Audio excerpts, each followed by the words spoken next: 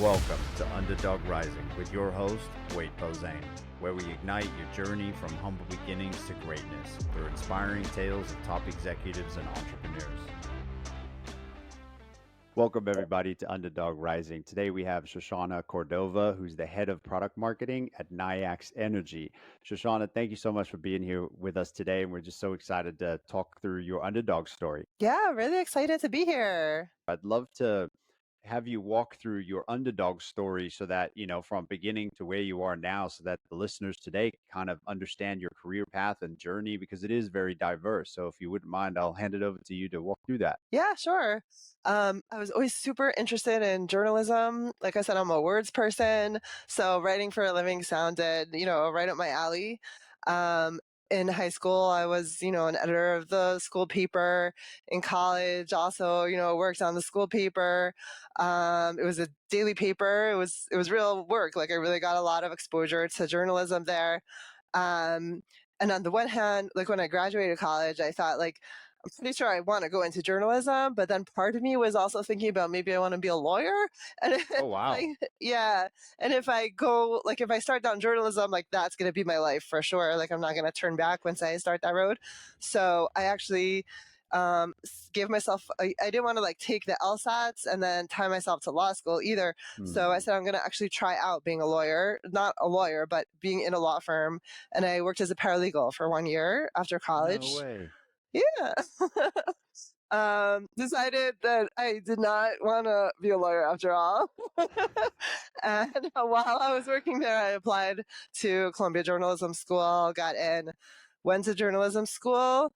And right after that, I ended up moving to Israel, and I've been living in Israel ever since. Wow. I was born and raised in New Jersey, and I worked at a newspaper for 13 years at the English edition of Haaretz. So basically there's like a Hebrew edition and an English edition. And then in 2015, I made the switch. I decided maybe I don't want to be working here for the rest of my life. Maybe I want to do something else. Right. And I started looking into other things, and I just kind of landed at a startup that was actually like a 10-minute walk from my house, which was very Nice. convenient. Yeah. And I did content marketing for them, and I was the first content marketer, and I worked there for like 4 years. I was at a fintech, financial technology startup, doing commercial real estate finance.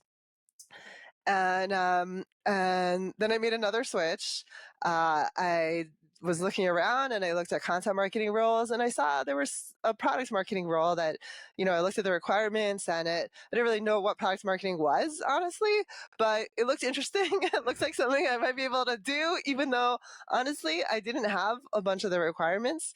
Like they asked for a product experience or, technical background, and I didn't have those. I didn't study STEM. I hadn't had product experience, but I was like, you know what, I'm going to apply anyway.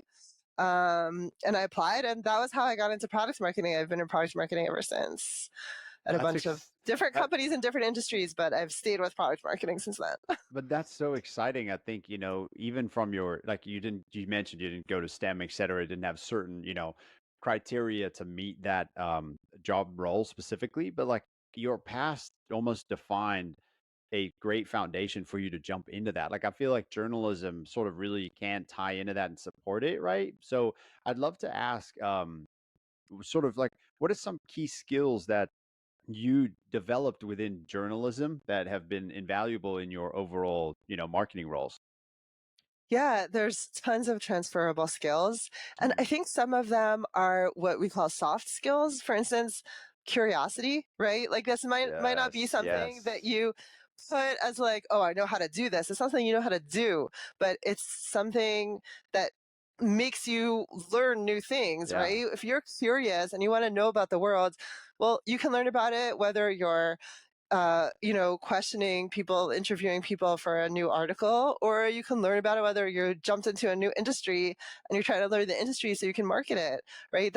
It's curiosity can, lead to so many things.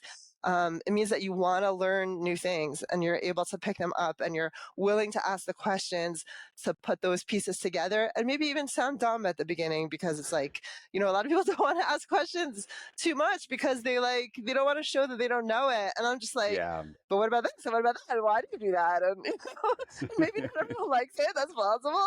That's it. Like, But I agree with you. I think so many people get afraid to step out of their comfort zone and just ask, but sometimes I feel like that's what you need to do. Like if you're in the sort of that underdog position and you're starting out, ask questions, ask a ton of them. There's no stupid question that will come out of it. And you will see that over time, that will give you such an advantage over others. And I think that's where you've potentially been so successful in your career is because you're not afraid to step out and ask those questions or ask for help. Like just, get out of your comfort zone and go for it. yeah, and I ask for help all the time. That's so wonderful because I think, today often at times, kids starting out will look at um job applications, and there's so many elements in there like listed out like a wish list almost that it's hard to I think some people might be deterred from applying for certain roles because they don't meet every single criteria. And I think what you just highlighted is very important because sometimes you just need to go for it, right? Like you will be stretched in those elements, but take a risk, take a chance, and then apply yourself and put that work in to really excel and exceed. And I mean, you've definitely done that. You transitioned from journalism into product marketing, and then you've just flourished, right, to where you are now with Nayax Energy. It's phenomenal. Yeah, I think a lot of it is seeing where this is what I tell a lot of people when they ask me about breaking into high tech or breaking into marketing or looking for a new job. Um, I see it as like a Venn diagram. So there's sort of like the circle on the left is your past experience, your interests, what you've kind of already done or are interested in. And then the circle on the right is like your future roles. And what you kind of want to do is like take those overlapping circles, make Mm, that as big as possible. So if you're super interested in like my first product marketing company was at I was doing product marketing for a company that's in the public transportation space. okay. Now, if you're like super interested in public transit, right? So you want to use that. That's an asset, right? Because people Yes. want to hire people who are excited about the company. So you have to look at like where do you have assets, right? So maybe it's not in, the specific job title even, but you have to think like what skills do I have that are transferable? And you have to sort of make that obvious to the Mm, recruiter or the hiring manager because you can't like you can't assume that they'll figure out that okay if you have journalism skills then you must be able to do product marketing, right? Even though to me it's pretty clear that there's transferable skills, but yeah. you can't kind of leave that to somebody to just infer. you've Very really kind true. of you've kind of got to just spell it out, like pick, okay, what skills specifically do I already have, or what have I done specifically at previous companies, or what have I studied in college? What extracurriculars have Mm, I done? What interests do I have that align with this company and this role? And then you've got to sort of highlight that to sort of show that, okay, it might seem like it's a jump for me to take on this role, but actually, here's why it's not such a jump. This is what's I already have that's similar to what you need. I think that you do need to take charge of it and own it, because somebody might not think that what you've done in the past is transferable to that current role, but it really can be, in a unique set of ways, and it might bring a like unique perspective or a key differentiator with you having your past experience. So, with you having a diverse range of industries within your career path, like how do you feel that these transitions have sort of enriched your professional journey? Yeah, so I think there's actually two parts of that. One part is that I've actually encountered a fair amount of resistance to people when Interesting. I have wanted to switch industries, because what I feel like is when people are hiring, they're actually tend to be very risk averse, right? They're Mm, taking a chance by hiring someone new. They're going to be putting in effort to onboard the person, train them. And they want to they want to, increase the chances that it will be the right person. The problem is that I think a lot of times they're understanding risk in the wrong way. So what I've seen is that a lot of times they think the risk is, well, someone hasn't done this exact job before in this exact industry, and they think that's where the risk lies. I'm not convinced that that's the case. I think a lot of Mm. us can learn a new industry, and actually that's not the biggest risk. And sometimes, like you said, bring new perspectives. Somebody who has been in the same industry for 20 years is probably not even, it's going to be harder for them to to say in marketing, to explain like the basics to new sales prospects, because to them it's so obvious, right? Whereas when you come Yeah. in with fresh eyes, you're like, oh, like, no one's talking about this because to them it's so obvious. I'm going to talk about it. I'm going to tell that to the prospects, right? And it can actually be an advantage. But you have to sort of know that for yourself and keep looking for the hiring manager who's going to see Mm. that, because it's not going to Mm. be necessarily the first hiring manager you come across. There is that resistance. But as you know it for yourself, you just have to keep looking for that person who's going to say, yeah, I see where that's transferable. I see where you could really fit into that role, even though you didn't do Mm. this exact thing in that exact industry. I feel like that connects so nicely to what you said previously, just about owning it and taking control of that perception as you go into those conversations to tell them your, diverse and unique background to absolutely like obtain that position. Like, because you can, and I think you have to take away fear and pull that out of it and just go for it, because don't be shy to explain why you are actually um, the correct person for that role. I think, oftentimes people get a little bit shy and they hold themselves back, which is understandable, but dive into it a little bit more. Maybe you have to apply yourself multiple times to kind of get that confidence to really get used to explaining yourself as an individual, but also your key skills there. I want to kind of ask just a fun little question right off the top. At any given time for you as a head of product marketing, how many tabs do you have open on your computer screen? About 2,000,001. That is brilliant. So, a different concept would be, and then how many screens or monitors is that across? Are you an individual that works Probably on, 5 or 10. Oh no, not monitors, but Windows. or yeah, I'd say 5 or 10 Windows. okay, Uh, but at work, 2 screens. At home okay. also, actually, yeah, 2 screens. Yeah, I'm a two screen kind of individual as well. It just makes going back and forth a little bit easier. Um, Yeah, I finally got a second screen at home too, because it just got too annoying. Um, so is there one thing that you would have loved to tell yourself if you were just starting out in your career journey again? Talk to people about other jobs that are out there, because I feel like there's a lot of things that people do for work that we just don't even know about, right? Mm, Like yeah. I I'm in Israel, and Tel Aviv has, like a big startup scene.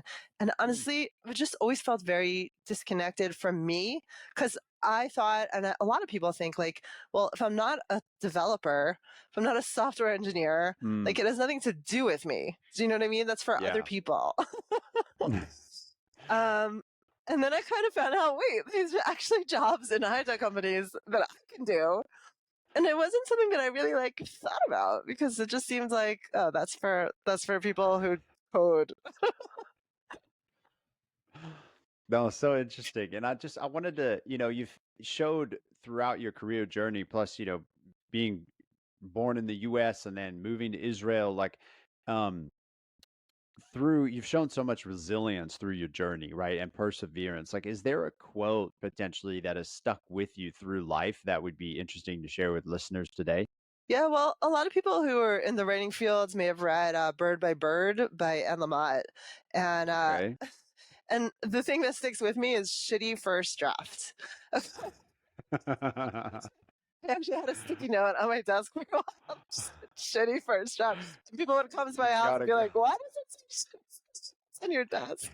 You gotta dive into that a little bit more. That's so Yeah, interesting. I'll explain what that means. What Okay. it means is, like, sometimes we're so preoccupied. It's sort of a perfectionistic kind of tendency. We're like so preoccupied by, like, we want the end goal, the end product that we come out with to be perfect. And Yeah. then it kind of makes us like not even want to start. Right. Because it's like you get kind of overwhelmed and it's like, well, it's not going to be perfect. And you want to wait until the muse hits. And the whole concept of shitty first draft is no, vomit onto your keyboard, just Wow. get something Yeah. on paper and then edit. Right. But like, Yeah. just get it. It doesn't matter. It doesn't matter what it is. Like, accept that it's going to be shitty. And once you kind of accept that, it frees you. It frees you up to just Mm. just pour it out and then you can play with it. Then you can edit it. Then you can make it better. But like until you kind of get it out of your head, you're stuck. So you just got to get it Love out. that. I think that's so great because I think people get stuck in that. They always wait for that perfect moment. They want it to be amazing first time around, and it's just not how it works. You have to go through that refinement process. So thank you for sharing that. I think that's really great. And you touched on that book. So that leads into sort of a next question that I had that, you know, I ask about a book, but you already mentioned a book. So maybe there's something else. But like, is there any website or people you specifically follow within product marketing for new ideas and knowledge, etc.? Yeah, I've actually found that listening to podcasts related to product marketing has been Mm, super helpful, especially because it kind of can sometimes be a little bit lonely. Like until I moved to Nayax, I was either the only product marketer in the company or one of two, right? So you don't really have like necessarily a product marketing team if you're at a smaller company or at a mm, early startup. So true. you've got to listen and talk. You've got to talk to people at other companies or just listen to them. A lot of podcasts like Product Marketing Alliance, You're an Sharebird. ambassador, correct? Yeah, I'm a That's Product Marketing awesome. Alliance content ambassador. Um, and they have a lot of materials where you can learn about product marketing, courses, events, podcasts. So they're like a really great source of information. And there's also kind of people who are um, who have their own podcast. April Dunford, Yes, she I know of her. she's Yeah. okay. She's like the positioning queen. Yes. Okay. And she started a podcast recently. She just came out with her second book. Sometimes it's things that are adjacent to product marketing. For instance, I also listen to the podcast called Product Thinking by Melissa Mm, Perry. And so she's mostly talking to product managers, but the things that she has to say are almost all just as relevant to product marketers because she's really wow. talking about what makes good product strategy, and how you tie the product to the business. And that's actually what the product marketing role is often about, really. Like, how do you tie these new features and like what's being developed in the product to like what the business goals are and what Mm, people need in the market? How do you tie all that together? So it's super relevant even though it's not specifically for product marketing. And then there's also like other parts of marketing, right? You don't want to stay siloed. So like true. Dave Gerhardt has a podcast, Exit 5, for B2B Yes. marketing. And so that's also like you hear all different kinds of things that are not just about product marketing, but about whether it's content or like Hmm. all the other million different pieces of marketing that can also help you think about, oh, I wasn't thinking about it in that way before. It exposes you to different parts of marketing. I think that's great. It's a holistic approach, right? You don't just, it's like you mentioned, just staying siloed in your specific industry. Like, expand your knowledge because that can help support what you actually do. So it kind of leads me into the next question, which is like, are there any important trends or skills that students wanting to go into product marketing should learn or dive into? I mean, I'm biased, but I think work for your newspaper, right? Like, I That's think a great point. it really actually like gives you so many skills and much more than kind of majoring in journalism or taking a journalism class. Because I don't know what you learn in class. It's still a class, right? When you're on the Yes. paper, you're that's work experience, Yeah. right? And like, I was interviewing, like, I was at like a campaign rally for, like I don't know, New Jersey Senate race or whatever. I don't even remember. It was a congressional race, but like you're actually covering some like politics stuff, and even if it's campus politics or campus issues, it doesn't matter. You're still getting that experience. Mm. I remember the first article I covered for the paper. Um, I was like taking notes, but I was like paraphrasing what they said, and then I came away from it, and I didn't have a single good quote from the whole event that I was just at because I was taking notes the way I had taken notes in high school, where, Right. Yeah. where you're just like, you're paraphrasing, you're not writing down exactly what the teacher Word for said. word. Yeah. And by the time someone Uh, said a good quote, I like had missed the beginning because I had just like paraphrased it. So, and that after that, I was like, okay, I'm just writing down every single thing, someone says, and like, or you might be recording it or whatever, yeah. but like that teaches you early on when it's not a high risk, right? So I came Mm. back and they're like, "Mm, do you have a quote?" And I'm like, I didn't really get a Don't. quote. You know what? Okay, like I mean, it's it's a your college learning paper. moment. Yeah. Yeah, that's it, right? Yeah, I think that's great. I think so often we do get confined by the methods we implement within, going to school or college, which are great. They have their own elements, but there's nothing that can really replace that experience, right? So, like, if the listeners have an opportunity to dive into getting themselves involved in a career or a position or a job, it's highly recommended, even in their, senior year, just so that they can gain some real life experience. But I really appreciate you sharing that because I think listeners today find this information really valuable, because they get to hear it from through you guys who have already been through that experience. So they kind of can learn from you guys who have already gone through it, which is exceptional. So, um, another sort of swing question I'd like to ask is, are there any apps, plugins, or software that you're currently using that is optimizing or making your life easier? I've now started using just the built-in Google Chrome tab manager, Okay. which you mentioned the millions of tabs, like Yeah. so it helps a lot, and it's one of my best productivity hacks because what happens is I'm constantly context switching.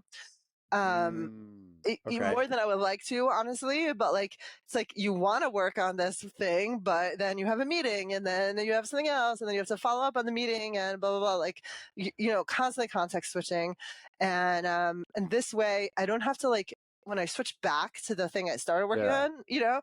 I don't have to now be like, wait, which tabs did I have open to be working on it? Because I just save them. I save like all the tabs that I'm working on for that one project. I name it by that project, and then I just go back to it and open it again. And without it, it's really difficult to like, just switch back into the project you're working on. So, and now it's built into Chrome and you can save those tabs. So I just use that. Wow, that is phenomenal. I think I'm gonna go look that up right after this and check it out. I think because I think that question's always fun to ask because each person has their own unique method and style and platforms and plugins that they utilize. So this way, the listeners get a broad array of different ways to optimize and streamline their life. So I appreciate you mentioning that. I do have Now, another one that I use. oh, Can I say that please. too? Oh, yes. The more the merrier.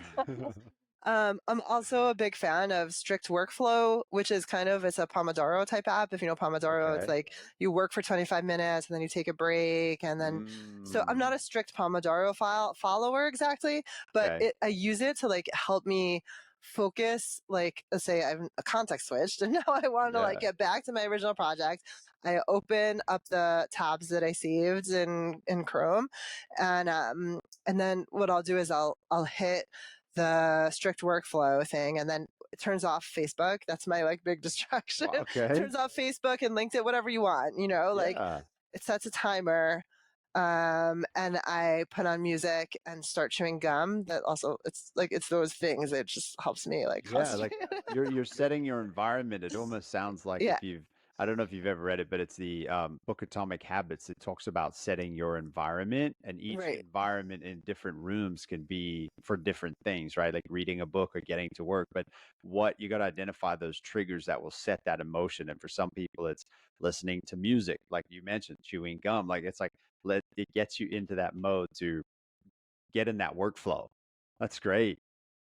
I didn't know there was it's called specifically strict workflow. It's called strict workflow, but there's That's other great. ones that are Yeah. similar, but that's the one that I use. It's very minimalist. Like Mm, all it does is it sets the timer and blocks you from whatever like social media sites you want to be blocked from. You can pick. that's great. Does it also work for like emails or like, you know, Mm, no. Teams or Slack or okay, I was wondering, but it's more specific for social media. Yeah. That's great though. I mean, I think that's important. So often we get pulled in that route and it's like, okay, I got to cancel it, you know, but I think that that also touches on something important, which is like work-life balance, you know, kind of like setting those parameters like, okay, I'm working, there's no distractions. Like that also happens with phones. It's like, you know, turn them upside down so you can focus. So I also just wanted to jump into because I know you do calls with individuals and, you know, it's called pick my brain calls. So that's for people, you know, on how to either break into the Israeli high tech scene or switching to a new role. So I think that that's extremely interesting for listeners today. But can you explain that a little further in case, you know, they might be interested in reaching out or connecting with you? Yeah, sure. Basically, I use Calendly. So I just like block off. I have like 3 days a week, like like a half hour each of those days. Mm, And I do it during my evening walk, and it's actually a win-win because that's great. because I really need like my walk like several times a week. It's like that talking about balance that like keeps me balanced. Yeah. But I can't always push myself out the door. So when I get a call, when I know that I call it a consult walk. Although one of my kids started calling it walkie talkies. That's brilliant. You got to leave it up to kids. Like a future product marketer right there.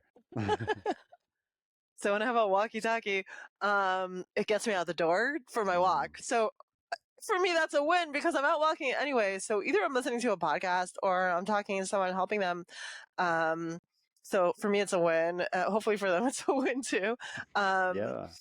and yeah, basically, it's just a lot of times people may want to switch into high tech and kind of not quite know how to do it. Right. Um, or they might just be looking for a new job and just want to hear any like suggestions about ways to ways to go about that because it's a tough market right now. Hmm. um and the maybe hitting resistance and just any kind of little extra tools might be helpful. I think that's wonderful. It's like it's such a great way to give back, right? Because like you've been through it yourself and you've fought that battle in a sense. And it's like now you have the opportunity to connect with others and they have a resource to reach out to. In that essence, like what are some tips you could share for standing out when applying for jobs, you know, that listeners might be able to benefit from? Yeah, so one of the things I always recommend is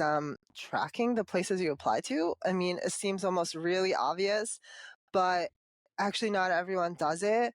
Mm, And sometimes you might be applying to dozens of places and you might not even remember where you applied because very true. you're just like scrolling LinkedIn all day and you're like, oh, apply there, apply there, apply there. So start by tracking it. And what the kinds of the fields I usually put in will be like the company, the title of the job. Because if they get back to you, you want to know what job you applied for. And that's especially for people who are applying to different types of job. But even for me, like when I was applying for product marketing jobs, one job might be called senior product marketing manager, one job might be product marketing manager, one job might be director of product marketing. A lot of times it's very similar job description. So I'd be applying to Mm, all of those. And I want to know, I want to be able to reference that, and like if I get a call back, like, wait, what job are we talking about? I'll put in the link to the job description so I can reference that before an interview. I'll put in the location because location is very important to me. I commute by either train, usually train. My last that's job was by great. bus, but um, I want to know that I can get there easily. I True. prefer Yeah. not to have to drive in. I don't want like a really long commute. Yeah. Um, so that's like important. And contact information. Do I know anyone at the Mm, company? And another big thing that I really suggest people do is to follow up. And so the okay. way I track that is on the spreadsheet. So basically, I'll put in the date that I first applied. And then I'll kind of automatically, so like the follow up will be like, say, a week after. So if I haven't heard back from them within a week, I start LinkedIn stalking. Okay, that's brilliant. And you can usually find the HR people, but you Mhm. can also figure out who's likely to be the hiring manager. You might not know exactly, but like for me, Right. product marketing is often in marketing, although not always, and there's assistant product. But Mhm. kind of a good bet will be like the head of marketing, whatever title they have.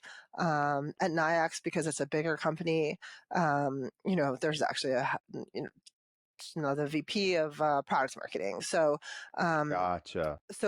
maybe different based on the different companies, but you can kind of just figure out who it might be and reach out to them. I strongly recommend using, like, if you connect to them on LinkedIn on desktop, then you have the option to add a note. And I Mhm. strongly recommend using that. That's free. You don't need premium. Although I saw that LinkedIn has lately started restricting how many notes you can send with Right. your Yeah. connection request. But if you can, I suggest doing that, because if you just send a connection request without saying anything, then like they have no real reason to accept it, and then you have to wait for them to accept it before you can even message them. Whereas if you send the note with your connection request, then they can see it right there. You can put in exactly, like, give like a really brief description of yourself, your relevant background. And I put in my Mhm. contact details as well, so that they can, Smart. like, it's like my phone number and my email, so they can already reach out if they want to, and just be like, hey, I applied last week. I'm not sure if you got to see it. Do you want to chat? You know what I mean? And then, like, Yeah. my contact information. And I really recommend doing that follow up. It's with LinkedIn, you can find people so easily. That's really great just because I think a lot of people don't tend to follow up. They just apply and they let it go and hope that it's going to come their way. But you really need to go after it and, do more than what the average person would do in order to get that role and kind of make yourself stand out against the crowd. So when you're talking about like applying to a role, there's a lot of resume elements. So like how important is resume formatting, and maybe what are some key elements to include for a stronger resume than one might have at this present moment in time? Right. So this is where that Venn diagram comes in, right? Where you want to Perfect. make that overlapping circle between your past experience and the future role as big as possible. So you kind of need to, like, look at, I suggest, like, kind of, if people are applying for different types of roles, like, let's say someone, might be applying for product marketing and content marketing. That's what I was doing before I got my first product marketing job. Um, and you might want to have, like, a slightly different emphasis for each type of role. Mm, So that doesn't necessarily mean rewriting your resume for each job, okay. but for each type of job, if you're applying for more than one, because you want to emphasize the most relevant elements of your past experience, that those elements that are most relevant to the future role you're applying for. You want to make it look like it's a straight line, even if it's not a straight line, right? And because there's a lot of things that we all do in our jobs, and sometimes, like, if you're a data analyst and you're applying for a data analyst role, then they might have, like, totally different terminology than you would have if you're applying for a product marketing role. Very true. But actually, market research, maybe you're doing a lot of market research as a data analyst, and that Mhm. market research could be relevant for product marketing. So you want to frame it in a different terms. Actually view like applying for a job as almost a product marketing exercise, where the product is you. So Interesting. yeah, you need to position yourself as the product that's most suitable for this role. And so, you want to stick to what you've done, but you don't have to frame it the same way that it was framed in your previous role, if your previous role it was different, or your college experience. You don't have to, like, list necessarily every job you've had. If you worked at the paper and you Mm, also, worked at a restaurant, but you're applying for a journalism role or a marketing role, then highlight the one that's most relevant, right? Or if you have jobs that were maybe didn't seem so relevant, but something you did in the job, maybe while you're working at the restaurant, you had a great idea for like a promotional video that brought, however many new customers into the restaurant. That's relevant to marketing, even though your job title might not have been marketing. That's so true. Like, I think it's you being creative, and like you're saying, do that product positioning, almost messaging to reframe and restructure what you've done to goes touches back on the first one of the first points you mentioned, right? Like positioning yourself for that position and highlighting your strengths that you've had that can relate to that role. So exceptional. And you touched on so many different experiences within your journey and an individual's journey while applying to different positions. Like, what is something you experienced in your journey that has stayed with you and developed you into who you are today? Yeah, well, I would say I don't always take my own advice, and it's taken a while to like even figure out that that is the direction that I think I should be going and other people should be going in terms of recognizing your own value. Like I remember when I was applying for what ended up being my first product marketing role, but I was also applying to content marketing roles at the same time because, like I said, I didn't know what product marketing was yet. Um, I remember I was applying to this company and I was describing some of the things I had done at the company I was currently at the Mm, time, and a lot of it was I was sort of working with the data team where like we were basically creating market reports about like commercial real estate okay. finance in different markets. And I was, working with the data team to kind of analyze that data in order to create the report. And I was sort of downplaying because I didn't think of myself as a data analyst. But the person interviewing me was like, you were analyzing the data, like own it, Yeah, exactly. Um, and and she said, "Listen, when you have your next interview, it was like all at the same place. It was like her, and then someone else came in. Oh, okay. She was like, when you have the next interview, like own it, right? Like, she was like prepping me for the next person. And then I didn't get that job, right? But I do like I appreciated first of all the fact that she said that, and I do think a lot of times, especially women, like kind of, tend to like downplay their accomplishments. Um, and even if like they are a good fit but they don't want to brag about what they did, or I don't know, there's all kinds of psychological baggage.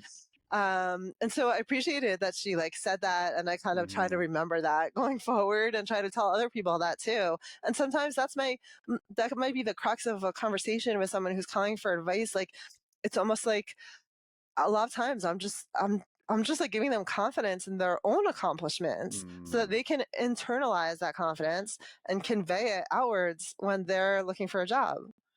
Wow. I think that is absolutely incredible. I think everything that you've gone through in life, there's so much value that you have to help other individuals succeed. And even like you mentioned, just having those conversations and building that level of confidence in those individuals to step out, right? To have confidence in, like, yes, okay, I worked in a restaurant, but like, how can I take what I did there, reframe it to transition into this next part of my career and journey and just have that courage to step out and just try and rather mention it than not mention it, like you said about analyst, because you did do it. Like you were a part of it. You got that experience. Now just mention it because it could benefit you in your career. So no, I really appreciate you sharing all of that valuable experience and the journey that you've gone through. It's just been so wonderful to sit here and chat with you about your whole life journey and the accomplishments you've done. And there has really been that underdog rising story for you, from like where you started and everything you've gone through to overcome it. And then now you also have the opportunity to give back to others, which I just find absolutely exceptional. So I just want to thank you for your time today and just being here with us to share your value. Yeah, thank you for having me. It was fun talking to you.